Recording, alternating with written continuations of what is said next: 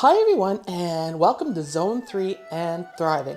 I am Jacqueline and I live in Saskatchewan, Canada in Zone 3, maybe a Zone 4 when we push our zones.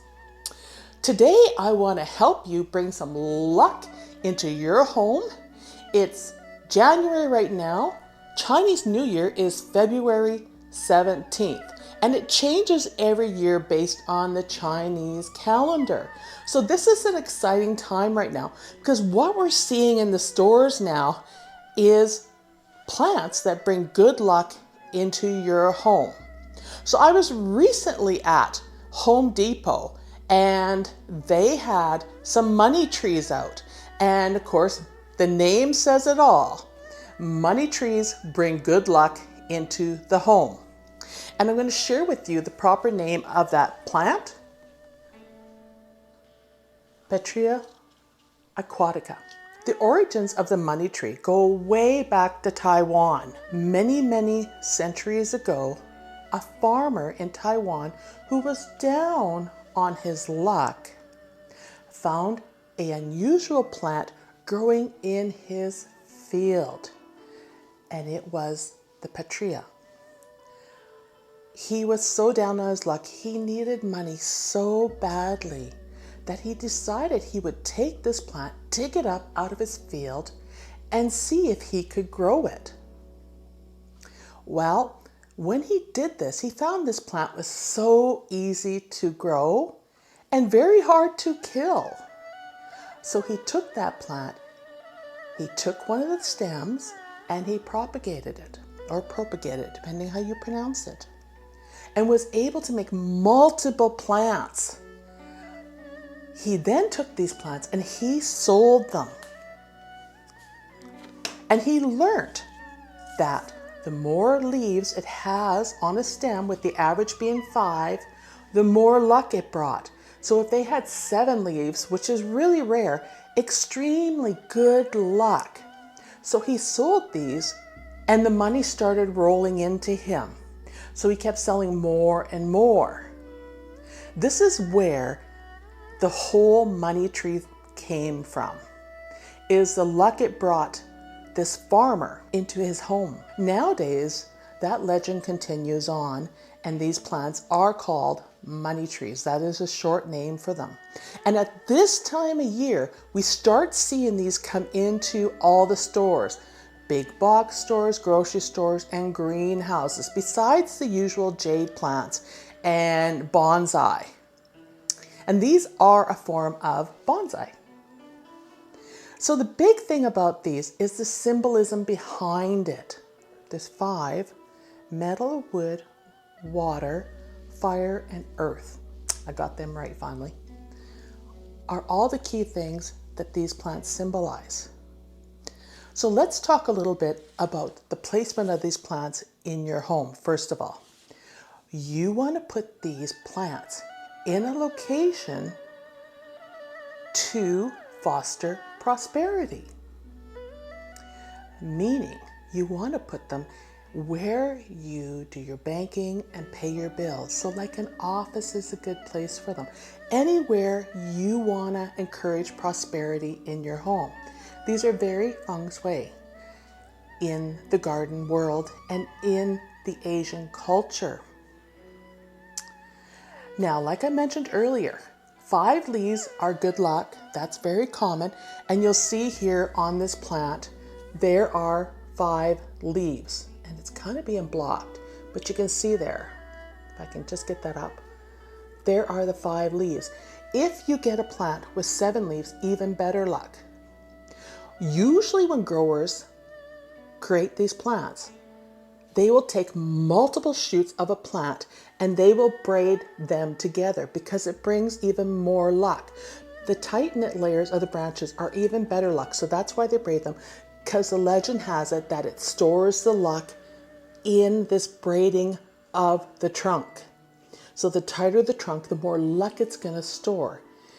And this is why we search out plants that have some braiding in them. Now, not all money trees have braiding in them. Some of them are just a large, thick, fat trunk. But other ones, the tighter the braiding, the more luck they bring. And then if they have 7 leaves on them, even better. So if you want good luck in your home, you definitely want to purchase one of these plants. Now in the wild, and usually in Central America where these grow, they will grow maybe even 30 feet high, which is huge. But in our homes, the max they may get is around 6 to 8 feet. So they're definitely a plant that you can put on the floor in a really, really large pot. They like indirect sunlight. They don't like to be burned. If they turn yellow, they could be getting too much sunlight or not enough water. Now these plants, as I mentioned earlier, are hard to kill. They like a lot of water, but they don't want to be soaking wet. So when you water these, you water them when the soil is 50 to 75% dry, meaning you only need to water these about once every 2 weeks from the bottom, and they will thrive. If you buy a plant that does not have the braiding, they are very easy to braid. You can literally braid the stems yourself to hold more luck in it for your home, for your wealth and prosperity. So these are a beautiful plant. This one here I actually picked up at Safeway because, like a fool, when they had them at Home Depot, I marveled at them but thought, oh, I'll come back tomorrow and get them. I went back, they were sold out immediately. In fact, when I was there was a lot of women coming in and grabbing these for Chinese New Year to bring some prosperity into their home. So if you see one of these, because they're such an easy houseplant to grow, I recommend you purchase one and put it in a spot in your home to bring you luck. When you pot these plants up, they like to be potted up 1 to 2 sizes bigger than the pot. So this is one plant where you can actually go with a larger pot and pot it up. They are susceptible to spider mites, mealybugs, aphids, that kind of thing. But if you water from the bottom, you can prevent a lot of that. You can also treat these with an insecticidal soap. Because these grow in South America, we do not fertilize these plants until summer when they're actively growing. These plants can grow in ideal conditions 24 inches in a year. In your home, you're probably not going to see that kind of growth unless they're really loving the spot they're in.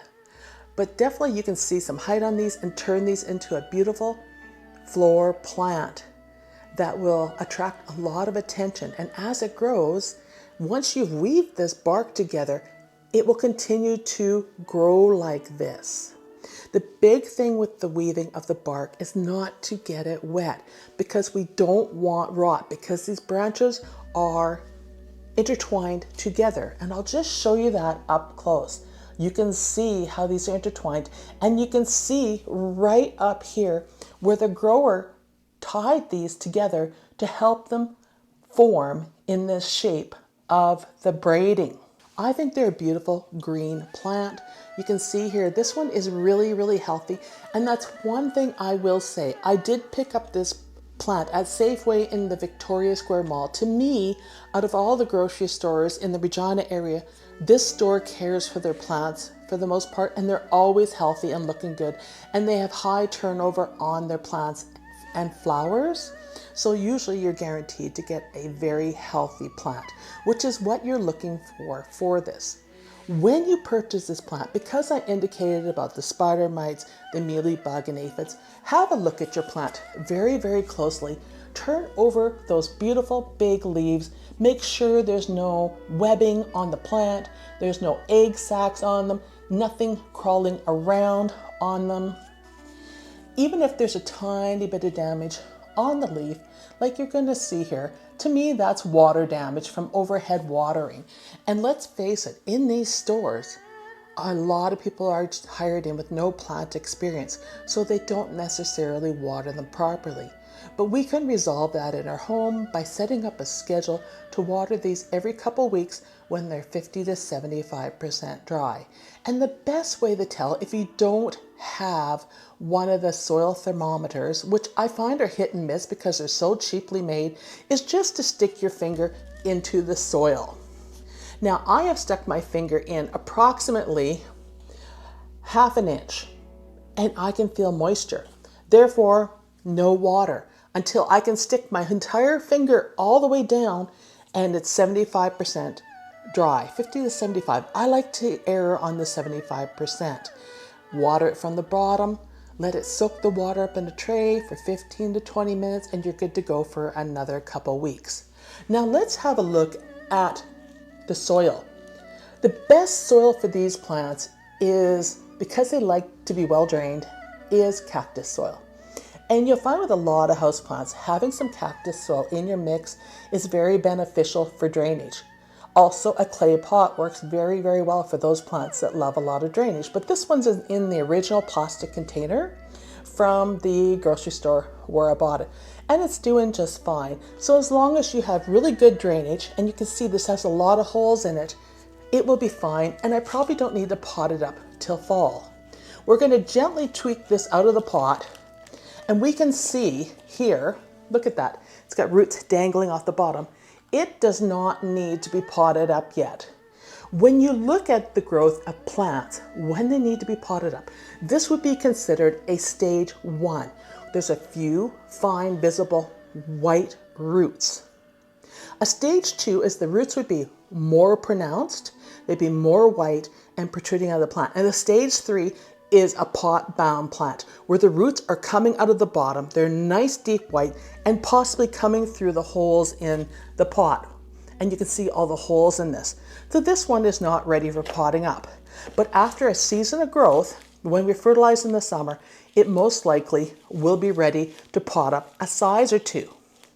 Now it's up to you how big you want to go with your pot. For me, I find 2 sizes, if I get the opportunity and the plant's going to love it, to go that route, because I don't want to repot every single season. So that should do me, and I'm just picking up the soil while I do this, that should do me 2 years without having to pot up this beautiful plant. Because this is one of the simplest plants to grow and the hardest to kill, you should be able to grow this in your home, in any climate. If you live in a warmer zone, and I mean like a Central America zone where you're up in the 9s and 10s, then you probably can put this outside. For those of us in a colder climate, we can't put this outside until all dangers of frost pass.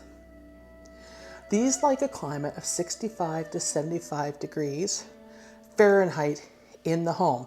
So that's where the forced air of our furnaces, with it being minus 36 Celsius out here, is an ideal climate.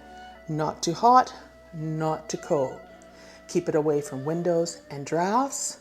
And like I said, put it in an area where you can enjoy some good luck this time of year. So I hope you enjoyed this video. And if you're looking for a little bit of greenery in your home and you do not have a green thumb, this might be the plant to start with in your home. And then as you learn how to care for it, you can move up to tougher plants that require a little more tenderness. So thank you everyone for watching. I hope you enjoyed this video, and I'll see you in the next one. Bye-bye.